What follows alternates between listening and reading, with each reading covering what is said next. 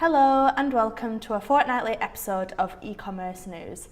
So in today's news, Etsy, who are an online marketplace for selling independent goods and handmade goods, have recently announced that they'll be raising their transaction fees from 3.5% to 5%.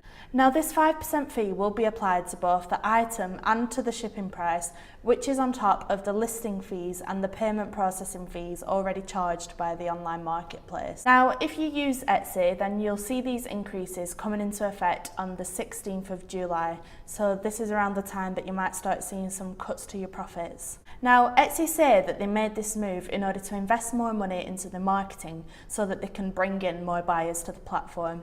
However, it's brought to light just how much control online marketplaces such as Etsy have over the independent businesses and the vendors that use the platform.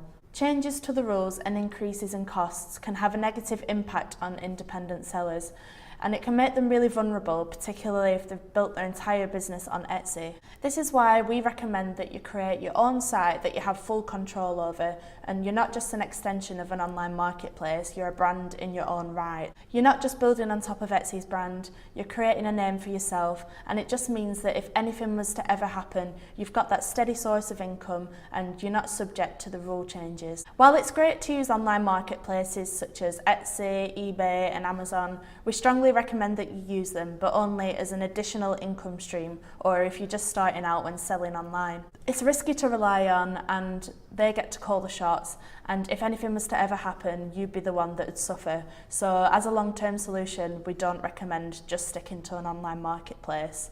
Now, moving on, we do also have some really good news as well.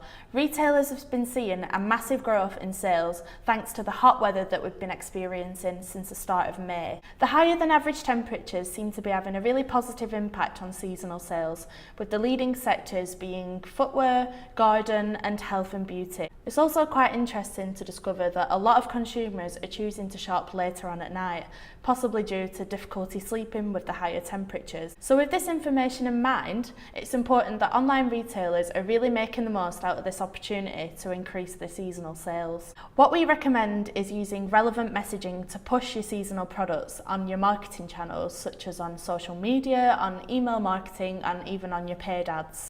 You should also make this messaging stand out on your website as well.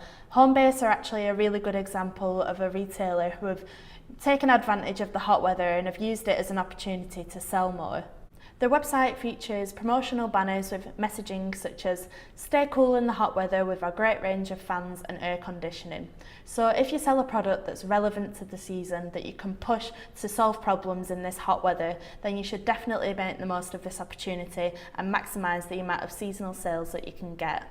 So thank you for watching. Let us know what your thoughts are on the topic. Feel free to add a comment or tell us what your opinion is, and then we'll also post another episode of e-commerce news in 2 weeks' time. Thank you.